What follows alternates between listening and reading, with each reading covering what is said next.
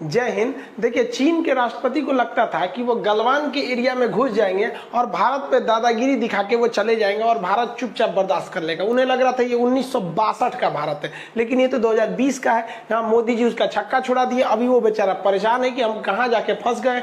एक के बाद एक बेचारे को टेंशन देखने को मिल रहा है गलवान वाले एरिया में।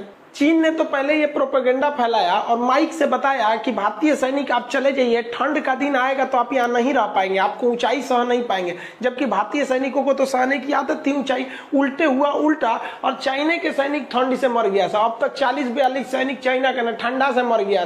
और बेचारा चाइना वाला परेशान है कि भारतीयों को क्यों नहीं कुछ हो रहा है। जबकि भारतीय सैनिकों को तो 1984 से ही और से एक लंबे अरसे से सियाचिन जैसे ठंडे दुर्गम में एवं ऊंचाई पर लड़ने का आदत है। भारतीय सैनिक आधा धंस के भी बर्फ में आराम से ड्यूटी करते हैं। ड्यूटी करना छोड़िए, हम लोग तो 1984 जब टेक्नोलॉजी नहीं रहता तब तो पाकिस्तान को हराए थे ऑपरेशन मेघदूत के द्वारा। तो भारत को एक लंबा अनुभव है, लेकिन चाइनीजों के लिए ये चीज एकदम नया है, उन्हें समझ में नहीं आ रहा है, तो उनके लिए गले की हड्डी बन गई है।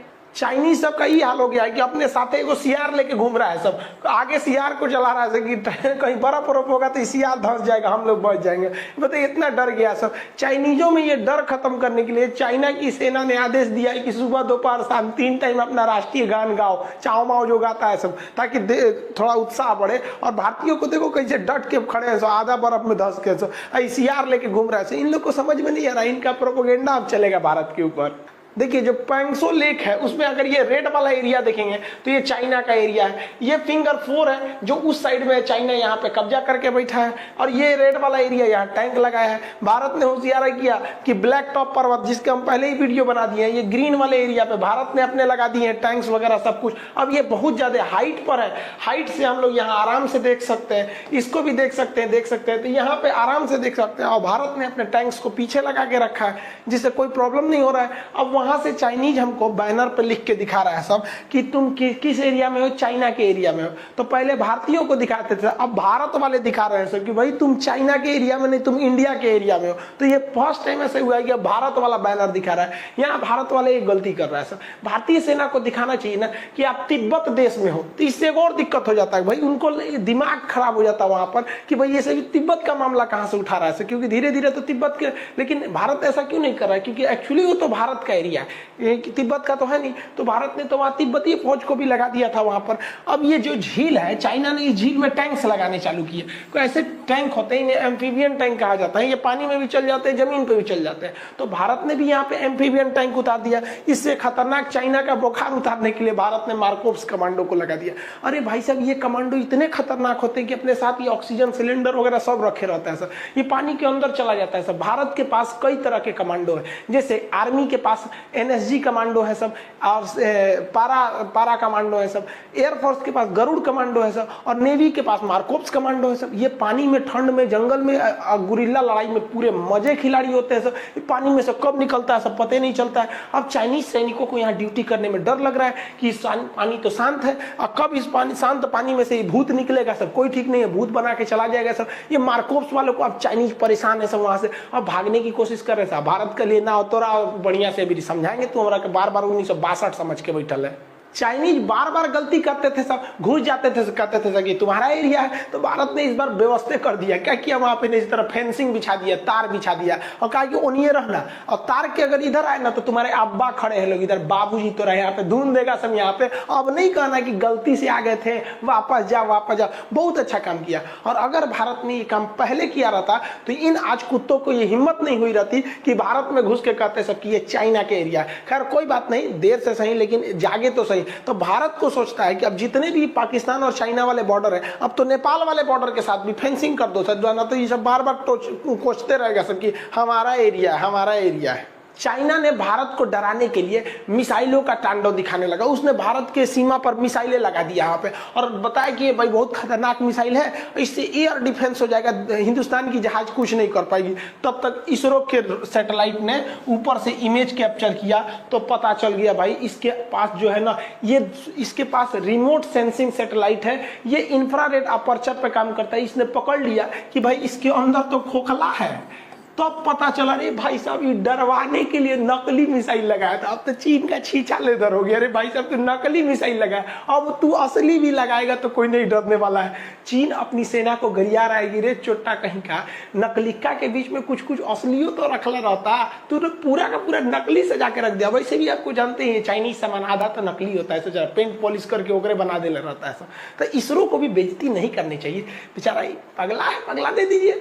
चीन को लग रहा था कि ओली साहब उसका बहुत बड़ा साथ देंगे, ओलियो साहब अब क्या करेंगे भाई, नवंबर में हमारे थल सेना प्रमुख कहाँ जा रहे हैं, नेपाल में। और विडंबना देखिए, ये जो भारत को तो मतलब युद्ध की सपना देख रहे थे, इन्हीं के देश में हमारे थल सेना प्रमुख नरवणे साहब जाएंगे और उनको यही नेपाल के लोग इज्जत के तौर पर नेपाल के सेना प्रमुख की उपाधि देंगे कि आप नेपाल के भी सेना प्रमुख हैं और भारत के भी सेना प्रमुख हैं। ये परंपरा भारत और नेपाल में बहुत पहले से आ रही है। ये दादाजी जो हैं वो बिगाड़ने की कोशिश कर रहे हैं, कृपया करके हम लोग को मत लड़वाइए आप अपनी चक्कर में यहाँ पर।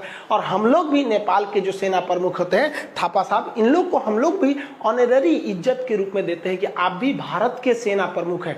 यानी इतना अच्छा संबंध को ये भाई साहब बिगाड़ने पर लगा हुआ है। हद है भाई साहब, ये गजब है। इतिहास में इसको पढ़ाया जाएगा कि एक ऐसा भी प्रधानमंत्री था। हमारे यहाँ एक तो इसी को मामा थे, नाम था उनका कंस मामा, आपको तो पता होगा।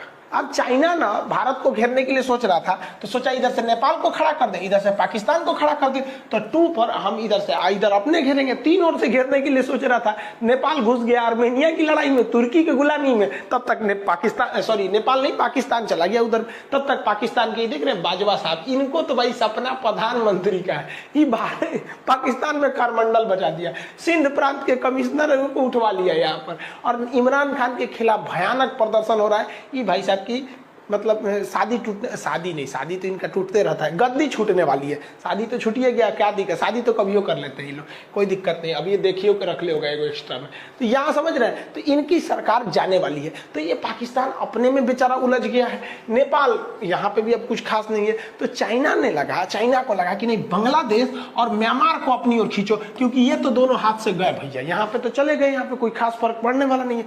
तो बांग्लादेश और किसको खींचने के लिए ये लोगों ने फिराक में लग गए, म्यांमार को। अब चीन के जो राष्ट्रपति थे बड़ी पोल्हा के फुसला के शेख हसीना को अपने फेवर में लिए और कहे कि हमको एक बंदरगाह चाहिए, हमको दे दीजिए वो बंदरगाह, हम बनाएंगे उसको, और बनाने के लिए हम आपको कर्जा देंगे, कर्जा लेके बनाइएगा। तो मोदी जी बुलाए चुपे से शेख हसीना को, इधर आ पगली कहीं की, कहे लिए जा रही है उधर चाइना में, फंसा देगा तोरा कर्जा देके, ओकर बंदरगाह ले लेगा। देख रही है श्रीलंका का हाल हुआ। मोदी जी तुरंत इसको समझा दिए, तुरंत समझ गई, हाँ जी मोदी जी ठीक है कर। फोन करके शी जिनपिंग को कही, जाओ भगो यहाँ पे, ब्रेकअप, जाओ, तुम्हारा बंदरगाह नहीं लेंगे हम यहाँ पर। अब बंदरगाह का प्लान को कैंसिल कर दिया, कहा कि बंदरगाह ना देंगे हम। अब सोचिए अगर यहाँ चीन बंदरगाह ले लेता, और चीन जो होता है इतना खचरा होता है, वो कहेगा कि भैया हमको ब्याज दीजिए हर साल। अब चीन, पता है चीन को कि बांग्लादेश छोटा देश है, ब्याज चुका नहीं पाएगा, कर्जा नहीं दे पाएगा, तो फिर कहेंगे बंदरगाह मेरा, और जब बंदरगाह उसका हो जाएगा तो यहाँ ले आकर सेना रख देगा, जैसे श्रीलंका में किया, यहाँ पर यही किया। तो शेख हसीना भगा दी, हटो। मोदी जी हमको सब समझा दिए, मोदी जी बहुत होशियार है। अब मोदी जी को भी देखिए, मोदी जी को लग गया कि हमारा तो कोरोना में इकोनॉमी चौपट हो रहा है, हम तो खुदे माइनस में जा रहे हैं, कैसे बचाएंगे। तो मोदी जी ने जिनपिंग यहाँ जापान को आगे कर दिया, कहा कि जापान को तुम बनाओ बंदरगाह।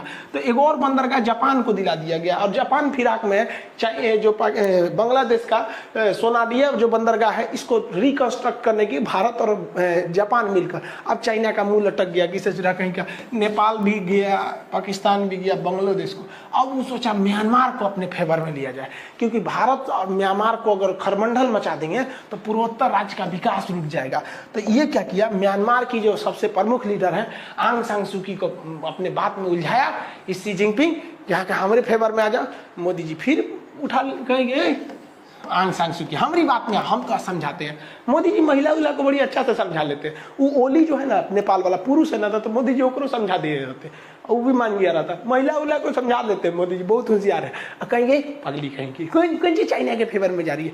चाइना ने इसको पनडुब्बी देने के लिए कर रहा था, तो मोदी जी को लगा कि जब पनडुब्बी देगा तो फिर हथियार भी देगा, पनडुब्बिया खाली थोड़े चलाएगा, उसमें टॉर्पीडो मिसाइल उसाइल लगेगा कि नहीं। तो मोदी जी समझा दिए कि हमसे ले ले, हमसे तुम भाड़ा पे ले ले। तो हद है मोदी जी को, देखो भाड़ा पे पनडुब्बी बेच दिया आदमी गजब। हम पिछले 2 महीना से चिल्ला रहे हैं मोदी जी ईएमआई पे ब्रह्मोस मिसाइल दीजिए वियतनाम को। अब वो भी जवान सुन लेंगे, हमारा बहुत बात ही मान लिए हैं, अब कुछ बतिया नहीं माने हैं तो भाड़ा पे दे दिए। अच्छा काम किए कि नहीं किए? बहुत अच्छा काम किए मोदी जी, भाड़ा पे पनडुब्बी दे दिए। यो सोच रहा होगा कि हद है भाई साहब, दुश्मनी ऐसे निकाला जाता है। भाड़ा